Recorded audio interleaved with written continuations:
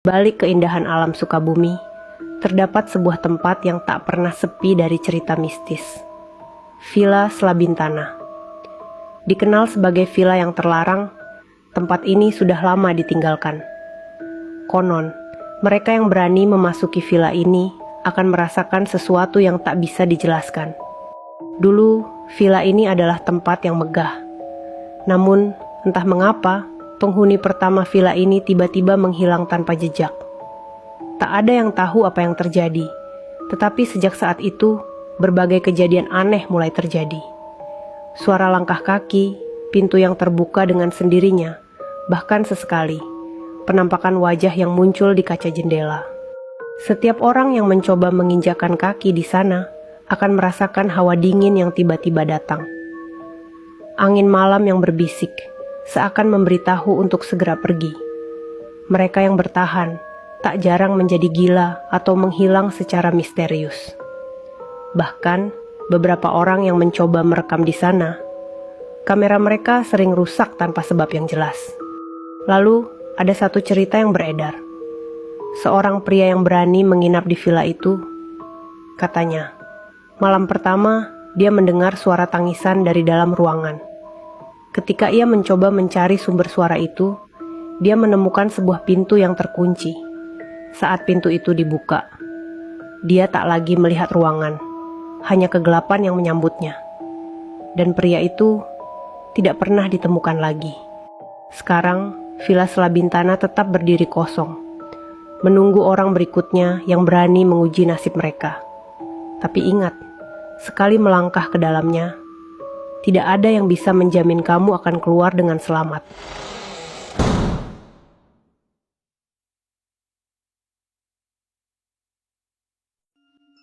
Kampus Universitas Gadjah Mada, tempat lahirnya para cendekiawan, tapi juga tempat bersemayamnya kisah-kisah yang tak bisa dijelaskan logika. Salah satunya, legenda tentang Mbak Ye, sosok perempuan yang katanya masih suka kuliah di malam hari di Fakultas Ekonomi. Kata staf kebersihan, sering terdengar suara bangku diseret. Padahal gedung udah kosong sejak jam 9 malam. Kadang juga ada suara tangisan pelan dari kamar mandi perempuan lantai 3. Siapa dia? Konon, Mbak Ye adalah mahasiswi cerdas, ambisius, tapi tertekan. Terlalu keras pada diri sendiri, sampai akhirnya menyerah dan ditemukan sudah tak bernyawa. Yang aneh, beberapa mahasiswa bilang mereka pernah duduk di sebelah cewek berambut panjang saat ujian malam. Tatapannya kosong, tapi pas dicek ke daftar hadir, nggak ada nama, nggak ada siapa-siapa. Sekarang, setiap kali kamu sendirian di kampus malam-malam dan kamu merasa seperti sedang diperhatikan, jangan tengok ke belakang. Karena bisa jadi Mbak Ye juga lagi ngerjain tugas di sebelahmu.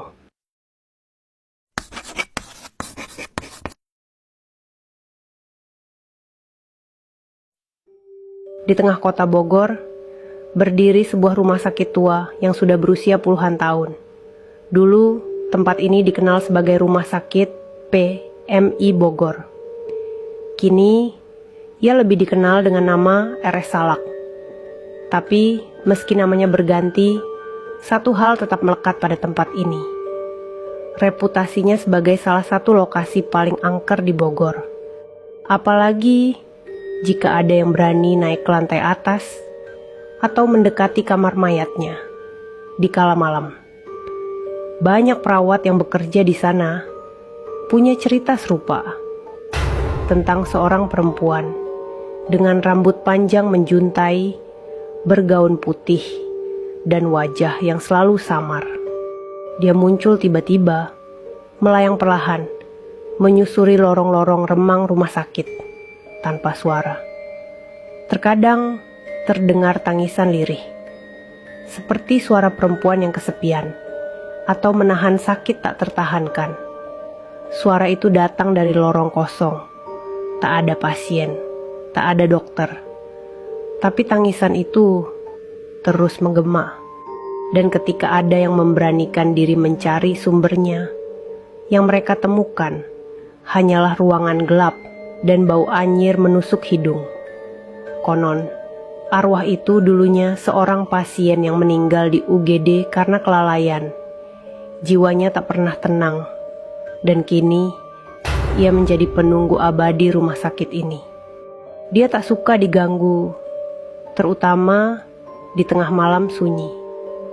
Beberapa saksi bahkan mengaku, jika kau menatap cermin di lorong lantai atas, kau bisa melihat bayangannya berdiri di belakangmu, tersenyum lebar, dengan mulut bernoda darah. Hingga kini, rumah sakit ini masih beroperasi, dan kabarnya, jika kau cukup beruntung, atau mungkin cukup sial, kau bisa menemuinya sendiri, saat semua orang telah pergi, dan hanya kau sendirian, di lorong yang gelap itu.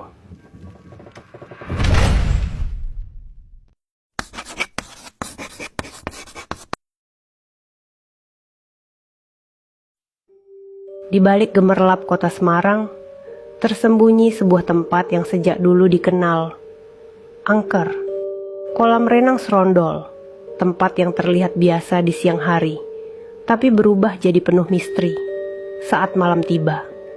Bukan cuma 1-2, sudah berkali-kali terjadi kasus orang tenggelam.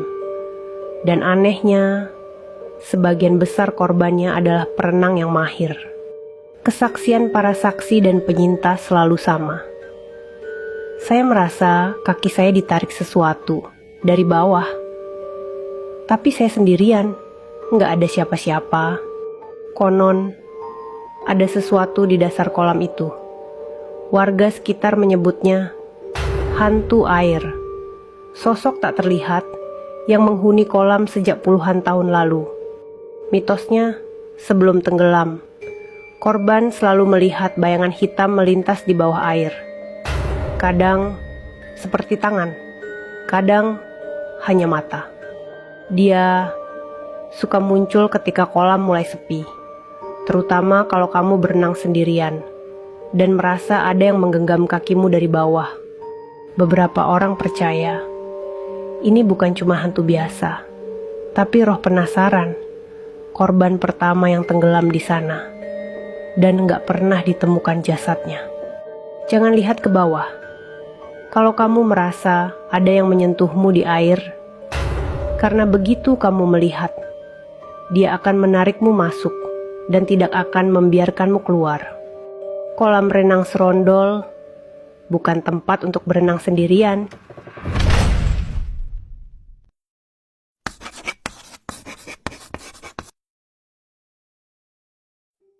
Malam ini, saya akan membawa kalian ke salah satu tempat yang konon menjadi rumah bagi mereka yang tak pernah benar-benar pergi. RSUD Banyumas, sebuah rumah sakit yang berdiri tegak melayani masyarakat Jawa Tengah, tapi menyimpan kisah gelap yang hanya berani dibisikkan. Pernahkah kalian berjalan di lorong rumah sakit pada tengah malam? Saat langkah-langkah kaki bergema di lantai dingin, dan lampu-lampu neon berkedip lemah seperti mencoba memberi peringatan.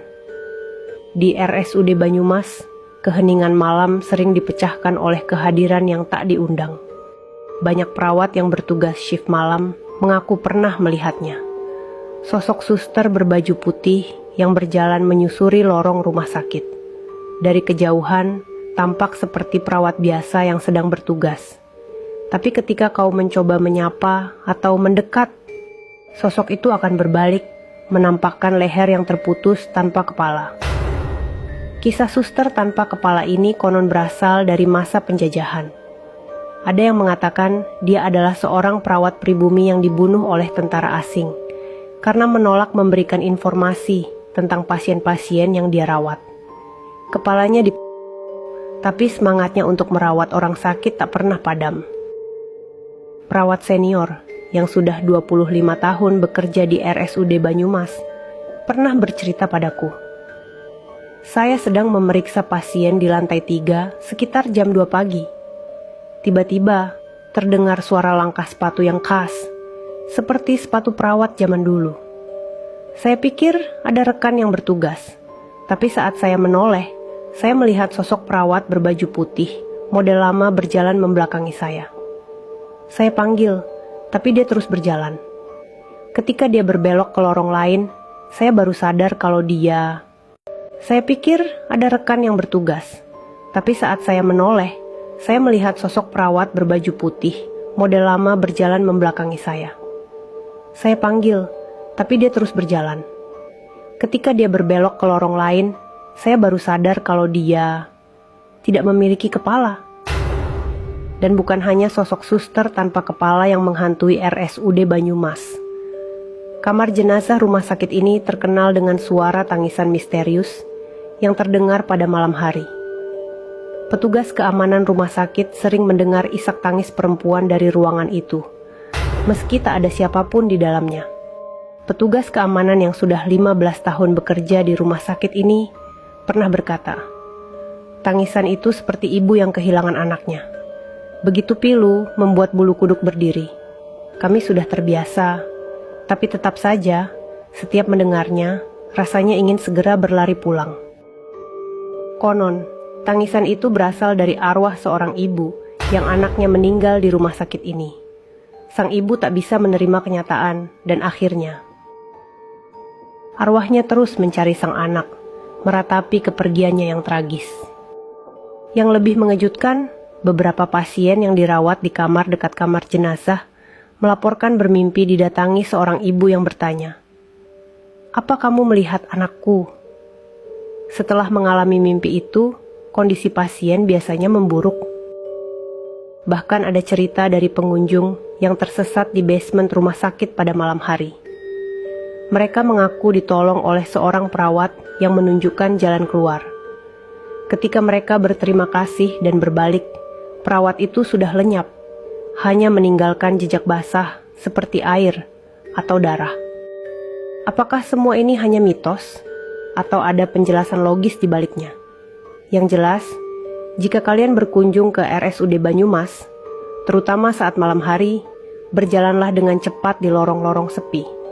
Dan jika kalian mendengar suara langkah kaki di belakang, atau panggilan lembut seorang perawat, jangan pernah menoleh.